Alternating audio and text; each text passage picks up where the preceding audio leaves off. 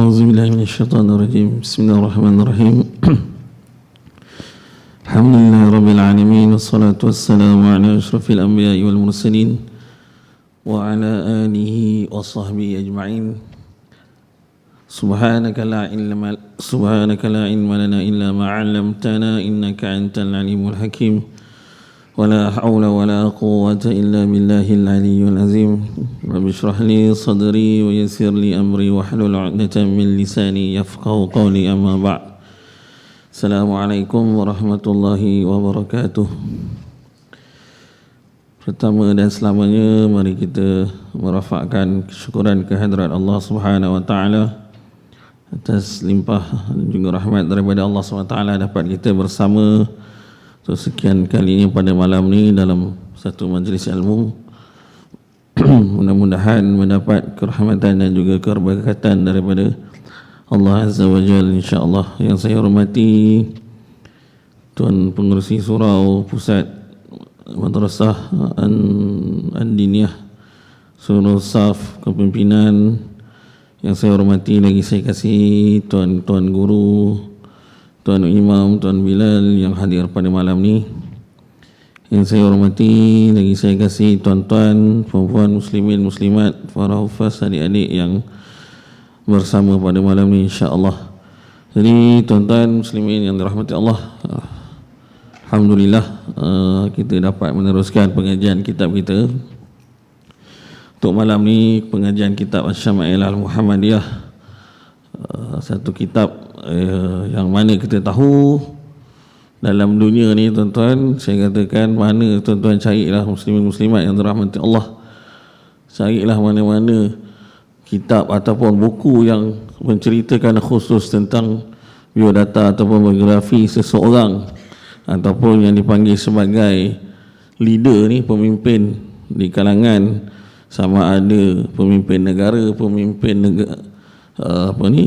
negara-negara dunia, tak ada yang menceritakan khusus yang seperti mana hadis-hadis yang Imam Tirmizi kumpulkan ni daripada kitab Asy-Syama'il Al-Muhammadiyah, lebih daripada ratusan hadis, 417 hadis ni khusus cerita daripada fizik ataupun fizikal Rasulullah SAW, sehinggalah apa yang beliau lakukan dalam kehidupan seharian satu persatu ni, ceritakan bab pakaian, makan dan sebagainya. Jadi insya-Allah sebelum ni kita sampai masih lagi dalam bab yang kelima daripada lebih kurang 56 bab dalam kitab Syama'il ni. Dah kita ketahui dalam bab yang kelima ni bab yang menceritakan tentang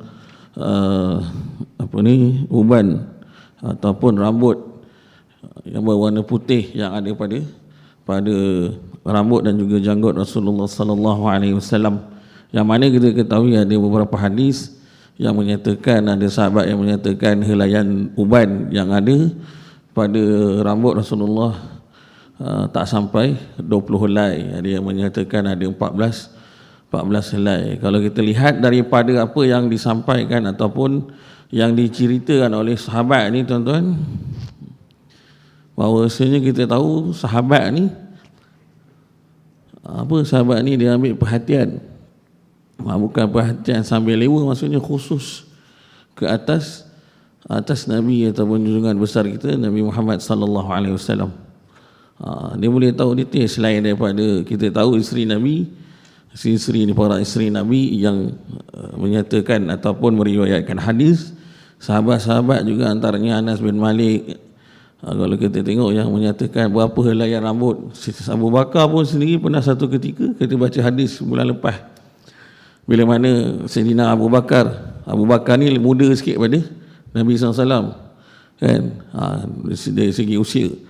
Satu ketika Sayyidina Abu Bakar tanya pada Nabi, bila mana Sayyidina Abu Bakar dia lihat dekat rambut Nabi ada rambut yang berwarna putih uban.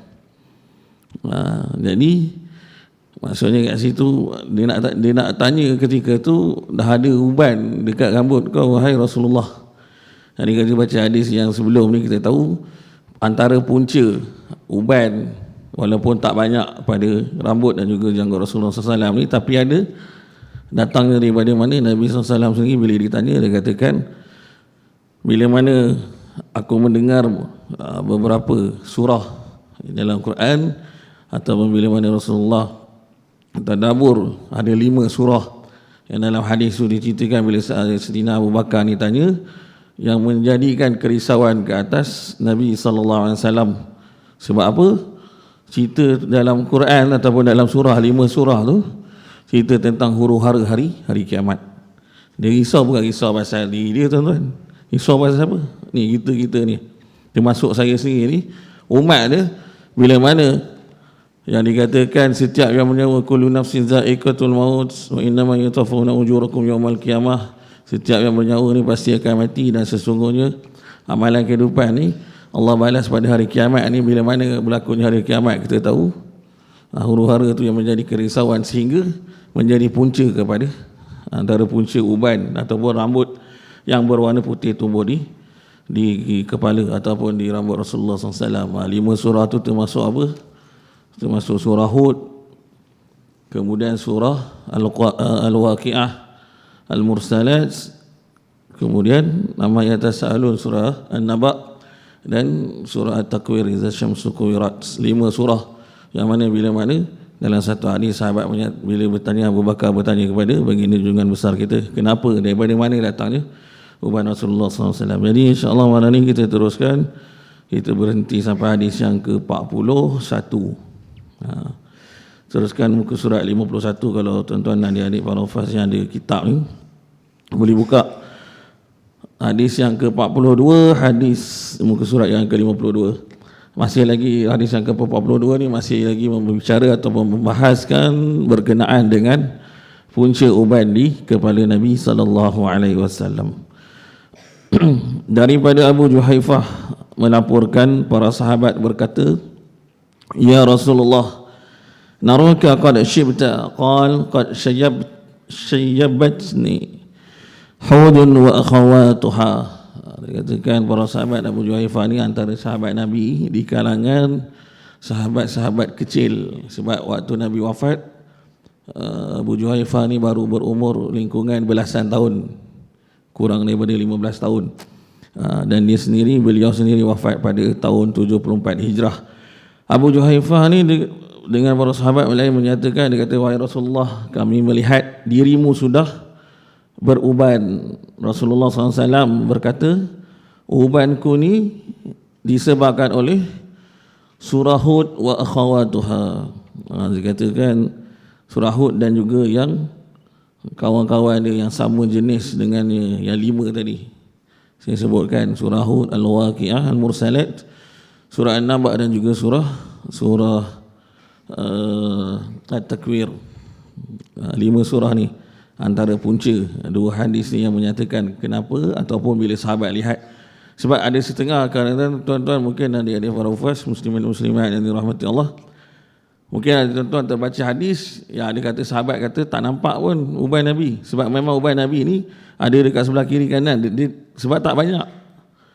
Dan ketika mana Nabi SAW melumurkan rambut beliau dengan minyak, biasa kebiasaannya Nabi guna minyak zaitun, daripada jauh tu dia tak nampak sangat rambut beruban dia tu, rambut yang berwarna putih. Dia nampak rambut warna hitam, tetapi sebenarnya ada. Jadi dalam ni bila mana dikatakan ini antara sebab punca, kalau lihat kepada tafsiran hadis ni, surah-surah yang disebutkan dalam hadis yang sebelumnya, hadis ke-41 juga, yang menyebabkan ataupun merupakan bagaimana punca uban yang ada pada rambut Nabi SAW. Kemudian dalam hadis ini juga 2 hadis yang kita tahu, hadis 41-42 ni pengajaran daripada hadis yang kita boleh lihat bagaimana sifat yang ditunjukkan oleh Nabi SAW, sifat peribadi ya. Bila mana Nabi sebut innama bu'istu liutimma makarimal akhlak, sesungguhnya aku ni diutuskan untuk menyempurnakan akhlak kamu. Sifat yang ditunjukkan setiap kali kalau kita lihat, tuan-tuan, adik-adik para hufaz, bila mana kita baca hadis ataupun kita lihat hadis-hadis yang diriwayatkan oleh para Nabi, dalam satu hadis tu ada pelbagai, bukan sahaja hadis tu nak menunjukkan apa yang nak disampaikan oleh sahabat, mungkin tentang fizikal Rasulullah. Dalam hadis tersebut juga ada di sebalik hadis tu adanya sifat peribadi ataupun apa yang Nabi SAW cuba nak tunjukkan kepada para sahabat khusus ketika itulah. Tapi secara umumnya kepada kita ni sebagai umat Islam yang dah 1400 lebih tahun ni Nabi tinggalkan ni, apa yang Nabi tunjuk dalam hadis, apa yang diriwayatkan oleh para sahabat, itu yang nak sebenarnya boleh, kalau boleh sampai pada diri ataupun seluruh umat Islam. Jadi bagaimana dalam ni pengajaran hadis kita lihat dia cerita berkenaan dengan bagaimana uban yang tumbuh punca uban, tetapi di sebalik itu pengajaran daripada hadis ni kita tahu bagaimana tingginya ataupun bagaimana Nabi SAW ni sentiasa mentadabbur ayat-ayat Al-Quran. Untungnya saya katakan adik para hufaz, bagaimana mereka menghafal Quran, faham sedikit, kalau lebih lagi tentang terjemahan, alhamdulillah, kemudian tadabbur tentang Al-Quran. Sebab apa saya katakan, bila mana Allah sebut dalam, banyak kali saya sebut, bila mana Allah sebut faqsusil qasasa la'allahum yatafakkarun, maka wahai Muhammad ceritakanlah kisah-kisah ni kepada mereka agar mereka ni berfikir. Dalam surah Al-A'raf ayat 176 Allah sebut dalam Quran ni, bila mana kita tadabbur, maka sampai ke ayat Allah sebut fa bi ayyi ala'i rabbikuma tukazziban, maka nikmat mana lagi yang kita nak dustakan tuan-tuan? Maka tak ada lah, sebenarnya tak ada. Bila kita baca hadis, kita kait dengan ayat Al-Quran ni, itu sebab dalam ni dia katakan di sebalik hadis ataupun yang Abu Juhaifah nyatakan ni tentang punca bila mana uban tumbuh, tetapi di sebalik itu bagaimana tingginya tadabbur Nabi SAW ni terhadap kandungan Al-Quran, kerana setiap ayat yang Allah turunkan tu dalam Al-Quran tu ada kesan yang besar ke atas diri baginda dan juga secara umum kepada kita umat yang dipanggil sebagai umat akhir zaman ni. Saya katakan kita sebagai Nabi akhir zaman ni bukan calang-calang. Daripada sebelum Islam datang, kita tahu bagaimana sebelum Islam ni muncul, agama-agama lain yang turun, sehingga kan agama yang lain pun bagaimana dia akan tahu munculnya, akan lahirnya satu orang yang memimpin umat manusia di akhir zaman ni. Kita sebagai umat akhir zaman ni seorang pemimpin yang sangat agung. Itu Nabi Muhammad SAW. Kita tahu bagaimana kaum pendeta Nasrani ni, geng-geng ketua pendeta Nasrani ni nyatakan sampai dia nak bunuh, nak tahu bila lahir dia, sebab dia kan tahu lahirnya seorang yang akan memimpin di akhir zaman ni, seorang yang hebat, iaitu Nabi SAW.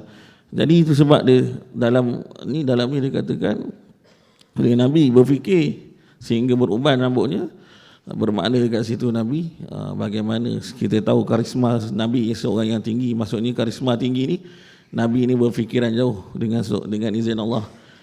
Bagaimana kita tahu Nabi hanya berdakwah di Mekah dan Madinah, tetapi Islam tuan-tuan saya kata tahun 92 hijrah sampai ke bumi Eropah. Saya nak tanya, kalau tuan-tuan belajar dalam sejarah, kenapa Portugal boleh sampai ke sini? Memang kalau kita baca tu banyaklah, kalau dari segi sejarah sirahnya, kalau kita belajar dulu nak cik rempah ratu sama. Kalau kita lihat dalam sejarah Islam, baca tentang sirah ataupun sejarah rentetan daripada selepas jatuhnya empat orang sahabat menjadi khalifah, kemudian munculnya khilafah ataupun yang dipanggil sebagai kerajaan Islam pertama, Umayyah.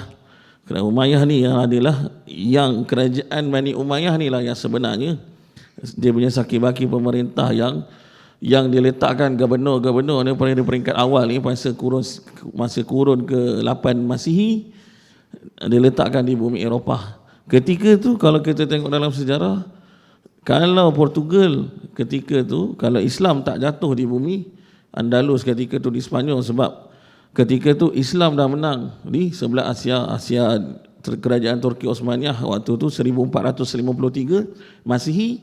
Kerajaan Turki Osmaniyah ketika tu dia dah naik, waktu tu dia dah serang Konstantinopel, belum lagi tawan Konstantinopel. Dalam era tu juga berlakunya kejatuhan Islam di bumi Spanyol, di Andalus 1492 jatuh sepenuhnya kerajaan Islam Andalus yang berada di bumi Eropah, di Spanyol, Portugal dan juga di selatan Perancis. Kalau ketika itu dikatakan dalam sejarah kerajaan Islam Andalusia ni tak jatuh, seluruh benua Eropah ni akan duduk di bawah Islam. Itu sebab, tapi disebabkan ketika itu kita tahu zaman jatuhnya Islam Andalus, 3 kerajaan kuat Kristian yang ada di bumi Eropah, kerajaan Lyon, Napoleon dengan Napoleon tu, kerajaan Lyon yang ada di Perancis, kemudian kerajaan Aragon dan juga Kastil yang berada di Portugal dan juga Spanyol. 2 kerajaan kuat Kristian ni bersatu, tu yang dikata kahwin Ratu Isabella dengan Raja Ferdinand berkahwin, jadi kuat. Dan juga bila dia lihat kerajaan Kristian, lihat Islam lama bertapak dekat bumi Spanyol dekat 786 tahun, sejak daripada 711 Masihi sehingga 1492 Masihi. Jadi dah tak senang duduk mereka ni, daripada berperang sehinggalah kerajaan Islam ni jatuh tanpa kerajaan Islam yang terakhir tu yang berada di wilayah Granada tu jatuh tanpa ada berlaku peperangan. Tapi disebabkan itulah selepas itu Portugal pula datang sampai ke bumi. Kita tahu sebelum sampai ke Malaya, kerajaan India dahulunya kerajaan Islam ada kurun ke-17, zaman era bila mana Kristian ni dah keluar dah menakluk, dah berperang menakluki banyak kawasan-kawasan di dunia ni selepas kejatuhan tu. Jadi ketika itulah banyak kisah-kisah pembantaian umat Islam, termasuk kalau tuan-tuan baca tentang sirah ataupun sejarah pembantaian umat Islam di Afrika Tengah kurun ke-17.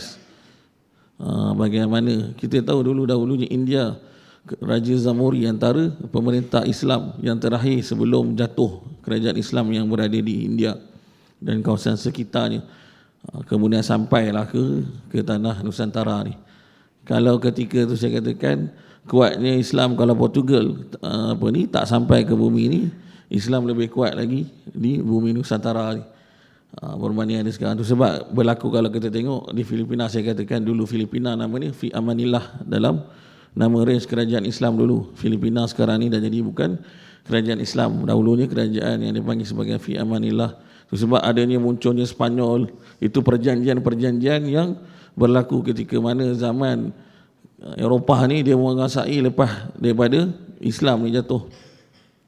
Tuan-tuan boleh bayangkan tuan-tuan kalau pergi ke satu tempat di bersebelahan dengan Spanyol, kawasan tu duduk dalam tanah Spanyol kan, tapi sekarang ni diwartakan, maksudnya dijaga oleh ataupun di bawah taklukan British. Jauh tu Britain, dia duduk sebelah Spanyol, dalam kawasan Spanyol, sebelah daripada Morocco. Dia duduk di kawasan nama Gibraltar, kawasan ataupun dulu kawasan yang panggil sebagai Jabal Tariq itu Gibraltar tu, tempat yang Tariq Ibn Ziyad mula mendarat. Kawasan tu duduk di bumi Spanyol, tapi yang menguasai ataupun kawasan tu di bawah jajahan British.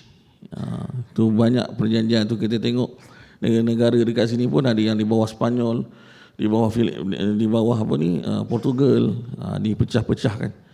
Jadi bagaimana saya katakan itu berkaitan dengan sifat peribadi, bagaimana Nabi berfikir ni jauh, Islam boleh tersebar jauh ya, sampai bukan sahaja setakat di bumi Mekah dan juga di bumi Madinah. Zaman Nabi, saya katakan Sayyidina Ali bin Abi Talib diutus ke bumi Yaman untuk kali pertama. Bila mana hijrah sahabat-sahabat juga ke bumi Habsyah dalam berniaga, dia juga menyebarkan dakwah Islam. Jadi yang kedua, dalam hadis yang ke-41 dan 42 ni, hadis yang membahas tentang punca uban Rasulullah ni, pengajaran daripada hadis juga kita tahu di sini Nabi mengajarkan ataupun perlu kepada muslimin ataupun umat Islam khususnya untuk menjadi seorang insan ataupun seorang yang mentadabbur Al-Quran dan juga menghayati Al-Quran. Baru-baru ni minggu lepas kan kita baru habis majlis tilawah dan juga hafazan Al-Quran kan. Tuan-tuan boleh lihat bagaimana seluruh negara kebanyakan yang hafiz menang, yang para hufaz ni datang daripada, saya tengok daripada negara-negara sebelah Afrika kan. Wallahu a'lam, mungkin tak ada peserta daripada negara-negara Arab ke, tak pasti ya kan. Tapi kalau kita lihat pun kebanyak, dan rakyat kita sendiri pun sebenarnya ramai di kalangan anak muda di Malaysia pun yang hebat berada bila mana masuk pertandingan hafiz ni, banyak yang menang dekat luar negara. Bukan yang berusia, budak-budak muda. Ramai mungkin ada para hufaz tuan-tuan sini yang masuk pertandingan di Qatar. Banyak pertandingan hafiz ni di luar ni. Jadi ini antara bagaimana bila mana Nabi SAW ajarkan, ataupun kita bila melihat Nabi SAW sendiri ini seorang yang sentiasa tadabbur Al-Quran, maksudnya dekat diri dengan Al-Quran ni, maka kita pun jadikan dia sebagai satu amalan dalam kehidupan kita untuk kita sentiasa tadabbur Al-Quran. Jadi itu dua hadis yang menceritakan bagaimana boleh berapa ni kita lihat bila mana Rasulullah SAW sendiri ada uban, Saidina Abu Bakar sendiri tanya, tapi sahabat-sahabat lain lebih banyak uban ni berbanding dengan Rasulullah SAW. Walaupun Nabi ini seorang pemimpin, tetapi bagaimana Allah jadikan kejadian tu, orang yang banyak berfikir, orang yang banyak bagaimana dalam peperangan banyak strategi-strategi yang di utara dibuat, tetapi bagaimana Allah SWT menjaga. Kalau kita tengok dari segi saintifik pun, dari segi sains ni Rasulullah SAW ni dia banyak menjaga. Antara yang Nabi buat tu, Nabi pakai minyak, melumurkan minyak dekat rambut dia, antara yang boleh dilakukan untuk kurangkan uban, tapi itu dengan izin Allah lah. Dan juga bagaimana Nabi SAW menjaga kesihatan diri beliau, penjagaan kesihatan, dan juga bagaimana Nabi SAW dalam menjaga kebersihan, menjaga kepribadian, bagaimana dia Nabi sentiasa merapi rambut, menyisirkan rambut, itu dalam bab kebersihan dan juga bab Nabi menjaga kesihatan. Sebab bila kita baca fizikal Rasulullah SAW, dia katakan perut dan dada itu sama rata. Bagaimana Nabi SAW makan tak sampai 3/3, kalau istilah dia kita itu 3/3 lah. Kalau disebut dalam bab tentang kehidupan Rasulullah, nanti bagaimana Nabi makan kenyang bersama dengan orang ramai, 2/3 daripada isi perut. Kalau Nabi makan bersendirian atau di rumah, Nabi akan makan 1/3 je diisi perut dia. Supaya apa? Supaya dia dapat lakukan ibadah. Dia tak boleh kosong terus, kena sekurang-kurangnya untuk dilakukan ibadah dan juga amalan harian dia. Seterusnya hadis yang ke-43 ni, hadis yang membicarakan tentang uban Rasulullah, uban Nabi yang berwarna perang kemerahan. Dua hadis ni juga cerita ni dalam hadis ni, dari kita baca hadis kita faham apa yang nak sampaikan oleh sahabat. Dalam masa yang sama ada juga dalam hukum ataupun dalam bab fiqh. Bab fiqh ni hukum yang terdapat dalam hadis. Jadi Ustaz minta tolong kalau siapa yang boleh nak baca hadis yang ke-43 ni. Hadis daripada Abu Rimsah At-Taimi. Tafadhal.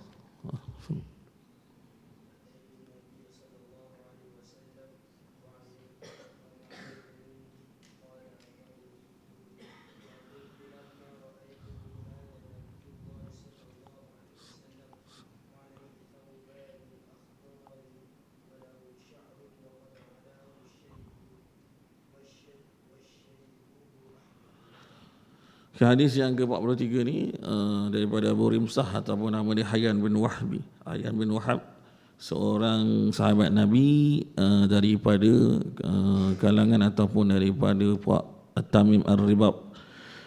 Dia katakan, aku pergi menemui Rasulullah. Abu Rimsah ni bertemu dengan Rasulullah SAW bersama seorang anak aku, dengan anak beliau. Aku menunjukkan kepada Rasulullah SAW kepada anakku ni, dia menunjukkan kepada Rasulullah anak beliau. Ketika aku melihat baginda, maka aku berkata kepada anakku, ini adalah Nabi Allah. Selawat dan salam ke atas beliau. Baginda memakai 2 helai pakaian berwarna hijau, rambutnya sudah beruban dan ubannya berwarna kemerahan. Dari Abu Rimsah tafsiran daripada hadis ni, kalau kita tengok ulama mentafsirkan, yang pertama dalam hadis ni dia nak cerita tentang uban yang sahabat Abu Rimsah ni dia lihat bila dia bawa anak dia tunjukkan pada anak dia, bila dia tunjukkan anak beliau kepada Rasulullah, kemudian dia minta untuk anak beliau berselawat ke atas junjungan besar kita pun digalakkan untuk sentiasa berselawat, ataupun bila kita dengar dia sebut Nabi SAW atau Muhammad Rasulullah SAW, kita sambut dengan selawat ke atas beliau. Dalam ini dikatakan uban, kalau kita lihat pun uban dari segi logik dan juga sains tu, memang uban sebelum jadi putih dia akan rambut daripada hitam, ada yang jadi warna perang, warna merah perang kan. Jadi ketika ni dikatakan Abu Rimsah dia lihat uban yang jadi perang semula jadi, ataupun sama ada Nabi SAW ni celup sebelum dia menjadi putih. Kemudian ulama tafsir lagi dalam ni, Nabi SAW ni memakai pakaian dalam hadis ni yang berwarna hijau. Ini bab pakaian, nanti kita masuk bab yang ke-8 tu. Ada beberapa pakaian yang Rasulullah SAW sentiasa pakai dalam masa dan juga keadaan tertentu, tu yang dipanggil sebagai al-qamis, yang dikata hullatun hamra, ridak dan juga hizar, al-jubbah. Banyak dalam bab pakaian, bab yang ke-8 nanti. Jadi dalam ni kita lihat bagaimana saya katakan tadi, uban Rasulullah sebelum jadi putih, tadi sahabat dah nampak ada warna rambut Nabi SAW warna perang kemerahan. Jadi dalam ni dikatakan sama ada dalam hadis ni rambut tersebut dicelup ataupun maksudnya semula jadi. Tapi kalau kita lihat tafsiran ulama ni, dikatakan dari segi logik dia benda tu semula jadi. Tapi dicelup pun itu antara galakan ataupun yang disarankan oleh Rasulullah SAW. Bila mana rambut itu dah bertukar jadi hitam, ataupun bila mana warna dah ada rambut putih ni, Nabi SAW sendiri mengajar ataupun saran kepada umat ni untuk dicelup. Tetapi ada beberapa kala warna, bukan nanti kita sampai hadis ni, bukan warna hitam yang hitam sebenar, hitam yang betul macam kembali ke rambut asal kita warna hitam. Kalau adik-adik tuan-tuan ada kacukkan Mak Saleh rambut warna selain hitam tu tak ada masalah. Ni bila mana rambut dah jadi warna uban, jadi warna putih ni, dalam bab hukum boleh dibolehkan ataupun tidak diwarnakan tu warna hitam yang sebenarnya. Jadi daripada hadis ni pengajaran kita dapat yang pertama, bagaimana para sahabat, antara sifat ataupun amalan para sahabat ni adalah dengan membawa anak-anak mereka, anak-anak kecil secara pesan lazimi anak-anak kecil ke cucu-cucu ayah-ayah ni yang jadi datuk ke, lazimi anak-anak atau membawa anak-anak ni untuk bertemu dengan orang alim. Sahabat dahulunya sentiasa bawa anak ni kepada Nabi SAW ni untuk didoakan. Kita lihat Anas bin Malik pun bila Nabi masuk Madinah, ibu dia terus datang jumpa sebelum peluk Islam. Dia katakan datang untuk didoakan anak Anas bin Malik. Dalam ni pun Imam Suyuti, kalau lihat dalam kitab ni, Imam Suyuti sendiri pun mengajarkan bagaimana Imam Suyuti ni ketika dia umur 5 tahun, dan antara seorang pakar ahli hadis Imam Suyuti ni, ketika dia umur 5 tahun, bapak dia lazimi dia ataupun selalu bawa beliau ni ke majlis ilmu. Imam Ibn Hajar Al-Asqalani, Imam Ibn Hajar ni antara juga pakar dalam ilmu hadis. Itu sebablah bila mana dia melazimi, bapa dia bawa beliau dalam majlis ilmu Imam Ibn Hajar ni yang cerita tentang hadis, maka beliau pun terkesan dan minat beliau terhadap hadis tu tinggi. Dan itu sebab beliau juga belajar tentang ilmu hadis ni. Itu antara amalan ataupun pengajaran daripada hadis ni. Walaupun sebenarnya sahabat cerita nampak menilai, tetapi di sebalik hadis ni apa yang kita dapat hikmah di sebalik apa yang disampaikan ataupun dibawakan, diriwayatkan oleh para sahabat, apa yang kita boleh manfaatkan adalah dengan itu. Sebab saya katakan bawa ni anak-anak kita ni dengan lazimi, tak kira lah benda yang kita rasa bermanfaat, boleh bawa anak-anak kecil ni. Sekurang-kurangnya saya katakan macam program apa ni, musabaqah Quran kan. Saya bawa je anak saya 7 orang, saya pergi musabaqah Quran tu, satu hari je saya pergi. Daripada yang besar sampai yang kecil saya pergi. So orang bila mana dia dengar, kita doakan, harapkan bila terkesan dengan bacaan-bacaan tu, mungkin ada yang nak jadi macam adik-adik para hufaz ni kan. Tu sebab tapi kita katakan, sebab bila mana saya kata ilmu kita bagi kepada waris kita, anak-anak kita akan sampai, tetapi akidah dan juga pegangan ataupun apa yang disebut sebagai iman ni, itu iman tak dapat ni diwarisi, tak boleh wariskan. Jadi bila mana kita lihat ni sahabat-sahabat dan juga Nabi sendiri mengajar, tunjukkan pada kita ni, lazimilah anak-anak kita ni dalam majlis-majlis ilmu lah secara umum ni. Kalau nak mudah faham apa juga majlis ilmu yang bermanfaat, hadirkan mereka dan bawalah mereka. Kemudian hadis yang terakhir dalam bab yang kelima ni, hadis yang ke-44. Hadis orang nak baca. Hadis daripada Simak bin Harb. Tafadhal.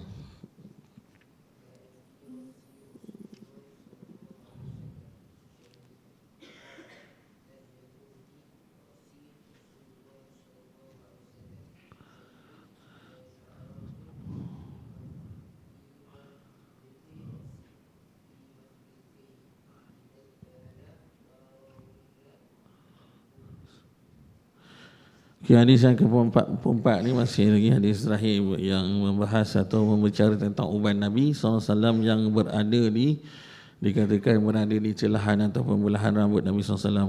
Kita tahu rambut Nabi SAW selepas syariat diturun, Nabi SAW sikat rambut belah tengah, Nabi panjang.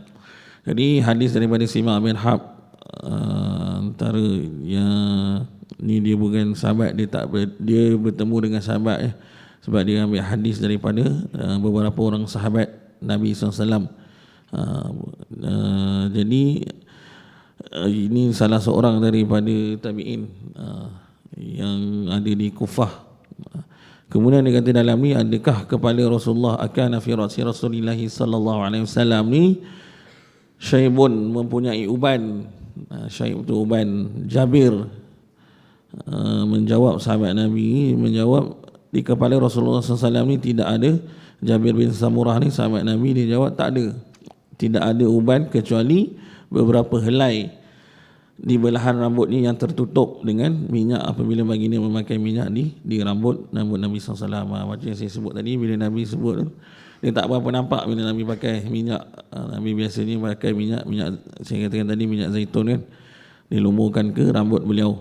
Jaga di antara juga kat situ dia tunjukkan sifat bagaimana dia jaga kebersihan diri, dan juga dia nak menunjukkan dalam keadaan apa pun kena sentiasa kemas dan juga bersih. Bukan terutama sekali kalau bab ibadah lah, dalam beribadah, tapi dalam juga dalam dia melakukan amalan kehidupan Nabi SAW ni, Nabi SAW sentiasa menjaga kebersihan dan juga menjaga kekemasan diri. Itu sebab bila mana dalam peperangan Nabi ada pakaian khas, bila dalam melakukan ibadah ada pakaian khas. Nabi dalam ni tafsiran daripada ulama berkenaan dengan hadis uban yang berada di belahan rambut.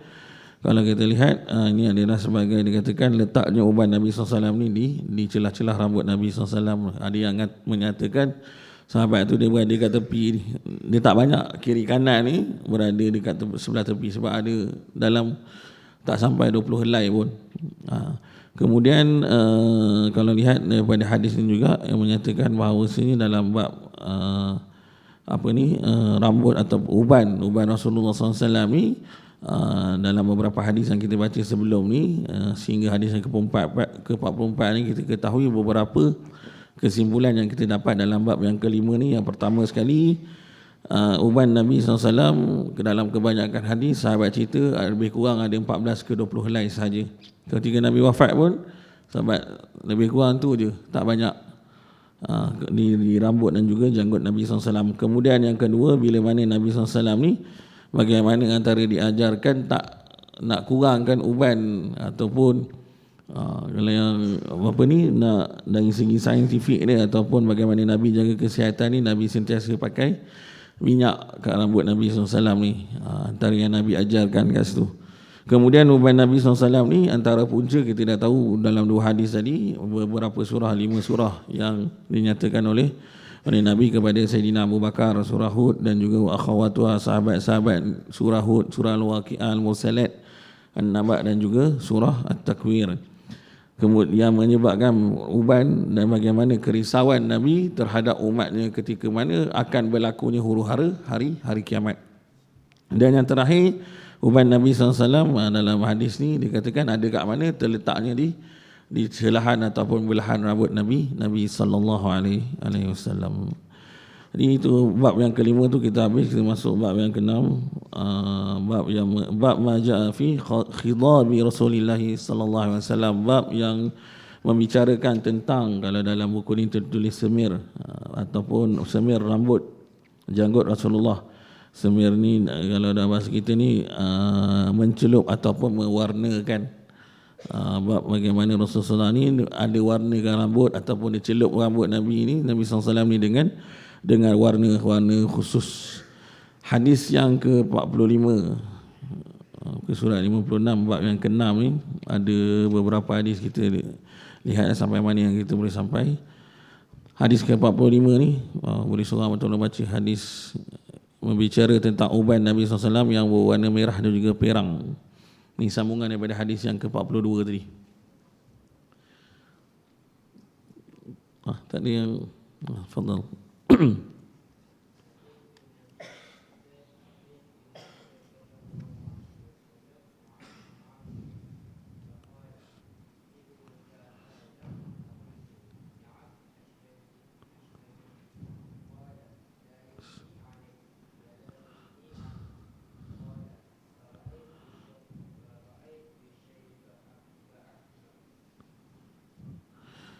Ke hadis yang daripada Abu Rimsah, ni hadis sambungan hadis daripada hadis 42 tadi, berkenaan dengan warna uban Nabi SAW warna merah ataupun pirang ni, daripada Hayyan Abu Rimsah tadi kita tahu, daripada kabilah Taim Al-Ribab ni. Hadis ni daripada 3 kitab sunan besar Ibn Hibban dan juga kitab Ibn Khuzaimah yang menyatakan tentang hadis ni. Aku pergi menemui Rasulullah SAW bersama seorang anakku. Rasulullah SAW bertanya, adakah ini benar, adakah ini anakmu? Kemudian aku menjawab, Abu Rimsah menjawab, ya, dia benar-benar anakku. Rasulullah SAW berkata, dia tidak akan diseksa kerana menanggung dosamu dan kamu tidak akan diseksa kerana menanggung dosanya. Abu Rimsah berkata, pada ketika itu aku melihat uban Rasulullah SAW berwarna merah. Ini dalam hadis ni. Bagaimana nak faham tentang tafsiran daripada hadis ni, ulama tafsirkan walaupun dia cerita tentang uban Rasulullah, tapi di sebalik hadis ni bagaimana bila Nabi menjawab persoalan ataupun bila mana Nabi bertanya, kemudian Nabi berkata kepada Abu Rimsah. Dalam ni dia nak katakan bila mana Nabi sendiri pengakuan di hadapan, maksudnya Abu Rimsah sebelum tu ditanya pada Nabi SAW ni bahawa rasanya anaknya telah melakukan dosa dan bertanggungjawab. Maksudnya bila mana anak dia bila mana kalau anak dia lakukan jenayah, adakah dosa itu boleh ditanggung oleh bapa dia? Boleh ditanggung oleh beliau lah. Sebab apa? Sebab amalan jahiliah, zaman jahiliah sebelum Islam datang, dosa yang dilakukan oleh contoh orang tua, ayah-ayah ke ibu-ibu ke, boleh dipindah milik, boleh pindah kepada anak dia ditanggung, ataupun dosa anak dia lakukan boleh pula dipindah kepada bapa dia, zaman jahiliah. Tapi bila Nabi sebut dalam satu riwayat hadis, Nabi sebut innal yahuda wan nasara fakhalifuhum, maksudnya sesungguhnya orang Yahudi dan Nasara ni lakukan satu amalan tu, maka kamu bezakan dengan orang Yahudi. Maksudnya jangan ikut apa yang mereka lakukan, kena berbeza dengan mereka. Jadi masa ketika zaman jahiliah, jadi ketika itulah kalau lihat dalam syariat Islam ni, Nabi sebut bila mana sendiri pengakuan tu ataupun Abu Rimsah ni sendiri menyata depan Nabi tu, Nabi sebut, dia katakan apa yang anak kamu lakukan, dosa anak kamu lakukan, jenayah anak kamu lakukan tu adalah atas tanggungan dia, dan apa pula yang kamu lakukan ni juga tak boleh ditanggung oleh anak kamu, tak boleh dipindah milik lah, mudah nak cerita dalam bab berkaitan dengan dosa ni. Jadi itu di sebalik apa yang ulama tafsirkan tentang hadis ni, maksudnya tak boleh susuk hati nak pindah-pindah dosa. Itu sebab kalau tuan-tuan sekarang kalau pergi kita tu antara agama lain kan, contohnya kalau agama Kristian ni pergi ke ni, paderi pula boleh tolong hapuskan dosa-dosa dia. Pergi dia duduk masuk kat bilik tu, duduk, kita pun tak nampak paderi tu macam mana rupa dia kan, boleh, lepas tu keluar dah semua dosa-dosa dah terhapus. Itu dia katakan, Nabi sebut innal yahuda wan nasara ni fakhalifuhum, maksudnya khalf tu kena berbeza dengan orang agama lain ni, Islam tu. Sebab bila mana saya katakan Nabi saat bila mana syariat tak turun, Nabi akan ikut ahli kitab. Sebab ahli kitab ni kebanyakan amalan mereka ni hampir kepada Islam, tetapi bila mana syariat turun, automatik Nabi akan suruh tinggalkan dan ikut apa yang syariat Islam. Itu juga bila mana berlaku dalam kisah Nabi hijrah sampai ke bumi Madinah, kan orang Yahudi berpuasa, dia katakan kami berpuasa sebab apa? Nabi Nabi Isa alaihissalam diangkat, diselamatkan oleh Allah SWT. Kemudian sebab tu kami bersyukur berpuasa satu hari pada 10 Muharram kan. Dan Nabi kata orang Islam ketika tu pun ikut. Jadi dia ejek orang ketika tu orang bukan Islam ketika tu. Maka selepas tu Nabi kata tahun depan orang Islam puasa sehari sebelum. Tapi Nabi ketika tu tak sempat nak puasa sebab tahun selepas tu Nabi SAW wafat kan. Tapi itu sebab orang Islam puasa 9, 10 ataupun lebih baik 9, 10, 11 3 hari berturut-turut, sehari selepas dan sehari sebelum apa yang dilakukan. Kena berbeza, kita kena faham, kena berbeza dengan agama lain. Okey, jadi dalam ni pengajaran daripada hadis yang ke-45 ni sama juga dalam hadis yang sebelumnya tadi, bagaimana galakkan, sebab ni hadis sambungan hadis 42 tu, galakkan kepada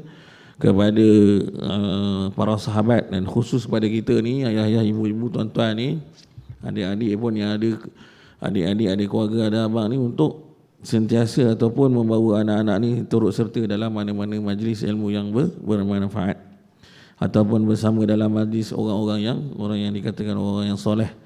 Kemudian dalam ni juga kena pastikan pengajaran yang kedua, pastikan dalam apa juga keadaan ni komitmen diri sendiri dengan syariat tanpa bergantung kepada orang lain tu, sama ada untuk maslahat dunia ataupun masalah akhirat. Maksudnya kena komitmen tentang diri sendiri, maksudnya kita ni kena utamakan syariat yang diturunkan dalam Islam ni. Maksudnya kalau kita tahu pun, walaupun benda tu kita cakap ni masalah umum, masalah dunia ni kalau buat benda ni, tapi kita kena utamakan apa yang disyariatkan ataupun yang Allah turunkan melalui Rasul ni, melalui Rasulullah SAW ni, untuk kita ikuti. Sebab saya katakan sunnah ni tuan-tuan, kita jangan ambil sunnah yang berat-berat. Banyak bila mana kita dah mengaji ni, banyak sunnah. Tuan-tuan sini kalau belajar tentang kita buat dalam fiqah ni, dalam solat, bila mana Nabi sebut solat kamu ra'aitum yusalli, solatlah kamu seperti mana aku solat. Dalam solat pun ada sunnah yang Nabi ajar. Daripada perkara rukun yang kita wajib, ada beberapa perkara bila mana dalam keadaan waktu tertentu yang kita perkara tersebut dikatakan sebagai sunnah, ada yang ketika waktu tertentu perkara tersebut harus ataupun wajib kita tinggalkan. Tapi dalam perkara-perkara dalam bab solat, saya katakan yang paling mudah mungkin sebelum ni saya sebut dalam bab angkat takbir kan, sunnah yang Nabi ajarkan, ada berkali angkat takbir dalam solat. Imam Syafi'i sini sebut dalam Fiqhul Manhaj ala mazhab Syafi'i, ada 4 kali takbir. Yang pertama takbiratul ihram, angkat takbir Allahu Akbar. Yang kedua takbir sebelum turun rukuk, Allahu Akbar, rukuk. Itu sunnah yang Nabi ajar dalam solat. Yang ketiga bila bangun daripada rukuk, sami Allahu liman hamidah, angkat tangan takbir. Kemudian yang keempat, bangun daripada tahiyat awal, tasyahud awal. Kita jadi tapi jangan pula kita ambil yang ringan-ringan je lah, tak. Maksudnya kita bermula dengan apa yang kita rasa benda tu mudah untuk kita istiqamah dan sustain, supaya berterusan, dan kemudian kita tambah dengan sunnah-sunnah yang lain yang kita rasa kita mampu untuk lakukan. Jadi dalam apa juga keadaan, saya katakan pastikan syariat diutamakan, barulah kita jangan kita letak logik akal dulu. Logik akal dia dahulukan, ni logik benda ni sebab nak fikir masalah dalam dunia keadaan tentu tak. Syariat tu perlu diutamakan dalam apa juga, dalam kita situasi apa juga situasi. Okey, dan kita ambil masuk satu hadis ni, hadis 46 ni. Saya bacakan hadis terus sedikit, dia punya tafsiran juga pengajaran sebelum kita berhenti. Hadis yang ke-46, hadis bab ni bab tentang mencelup ataupun mewarnakan rambut ataupun uban. Hadis daripada Uthman bin Mahub berkata, su'ila Abu Hurairah hal khadaba Rasulullah sallallahu alaihi wasallam, qal na'am. Abu Hurairah pernah ditanya adakah Rasulullah SAW ni mewarnakan ataupun mencelup ubannya. Abu Hurairah menjawab, ya. Okay, Uthman bin Mahub ni nama dia Uthman bin Abdullah bin Mahub. Ni seorang dikatakan tabi'in juga yang diambil hadis daripada sahabat-sahabat Nabi, antaranya Abu Hurairah. So ni tak sempat berjumpa dengan Nabi. Kemudian dikatakan dia tanya pada Abu Hurairah, Abu Hurairah pernah tak lihat Nabi SAW ni mewarnakan rambut? Abu Hurairah jawab, ya. Jadi masuk kat sini dalam kalau dari segi hukum fiqahnya, kalau dia jawab ya tu adalah harus untuk tak untuk kita mewarnakan rambut. Nabi celup dalam ni ulama tafsir dengan lebih detail terperinci. Nabi mencelup uban di rambut dan juga janggut Nabi sallallahu alaihi wasallam. Kemudian khadaba yang di dalam hadis tu bermaksud mengubah warna rambut dengan menggunakan inai, al-hina wal katam. Ini nanti kita masuk di hadis yang lain ni, dua jenis pewarna yang biasa Nabi gunakan dalam Nabi mewarnakan ataupun dia celup rambut dia. Al-hina ni inai lah, biasa kita dengar. Katam ni satu tumbuhan yang datangnya daripada Yaman. Katam ni, kalau hina ni kita tahu biasa warna merah, perang kemerahan. Warna katam ni bila diwarnakan dia jadi warna hitam kemerahan, beza dia katam ataupun seumpamanya. Kemudian inai uban di rambut Rasulullah SAW ni dalam hadis juga nak menyatakan Abu Hurairah juga nyatakan kepada Uthman bin Mahub, rambut ataupun uban yang ada pada rambut dan janggut Nabi SAW tak sampai 20 helai. Dan kalau kita lihat pengajaran di sebalik hadis ataupun hikmah, kita lihat hadis ni galakkan daripada ataupun saranan saya katakan tadi pada Rasulullah SAW sendiri kepada umatnya, orang yang ada rambut dan janggut dia yang beruban ni, untuk mewarna ataupun mencelup ubannya, tukarkan. Tapi tak boleh jadi hitam asal. Kalau ada setengah ulama berpandangan makruh. Ada pendapat ulama yang menyatakan haram, ubah warna uban jadi putih, rubah tu jadi warna hitam betul. Dia hitam kemerahan, seakan-akan hitam, tak ada masalah, dibolehkan.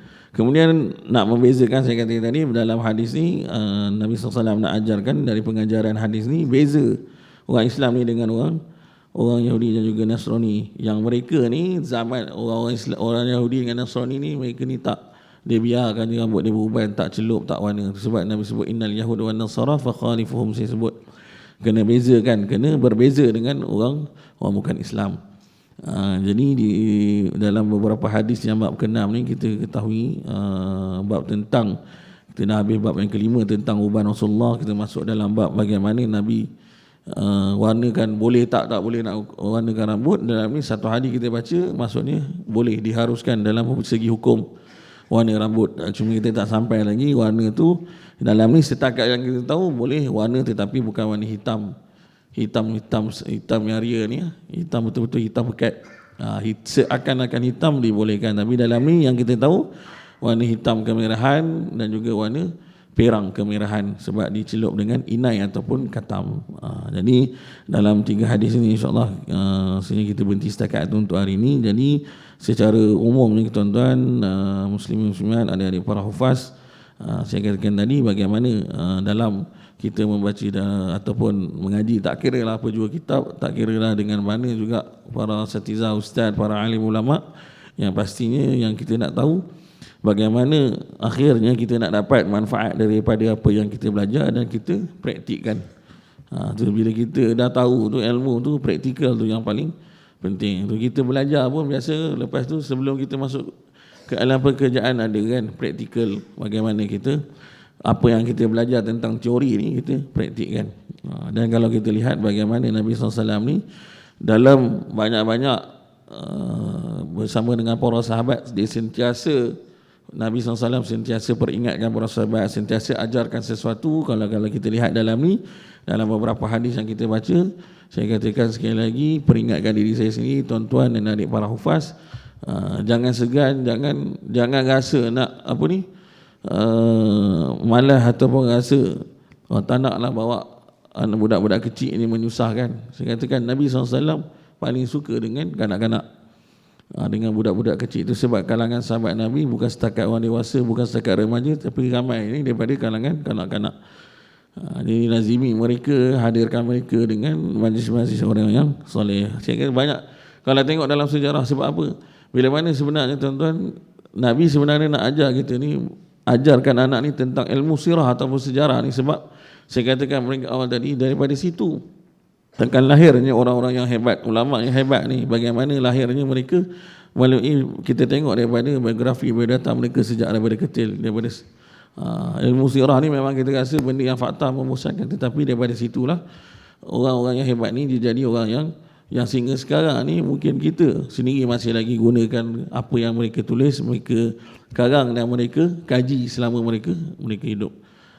Jadi jangan pernah rasa ni, saya katakan ada anak-anak kecil ke cucu-cucu ke, bawa mereka ni, tak kira yang kita rasa benda tu bermanfaat, kita cuba untuk bawa, dan juga kita ikut, itu juga sebagai satu amalan yang kita boleh jadikan sebagai ikutan daripada apa yang Nabi SAW ajarkan kepada para sahabat. InsyaAllah mudah-mudahan majlis ilmu kita pada malam ni sentiasa Allah berkati dan juga rahmati, dan juga dapat manfaat bagi semua insyaAllah. Yang baik itu daripada Allah, yang buruk itu daripada diri sendiri. A'udzubillahi minasyaitanirrajim. Bismillahirrahmanirrahim. Alhamdulillah rabbil alamin, wassalatu wassalamu ala asyrafil anbiya'i wal mursalin wa ala alihi washabbihi ajmain. Allahumma khtim lana bi husnil khatimah wa la takhtim alaina bi su'il khatimah. Rabbana atina fid dunya hasanah wa fil akhirati hasanah wa qina adzaban nar. Sallallahu alaihi wasallam Muhammad wa ala alihi washabbihi wasallam. Walhamdulillahi rabbil alamin. Assalamualaikum warahmatullahi wabarakatuh.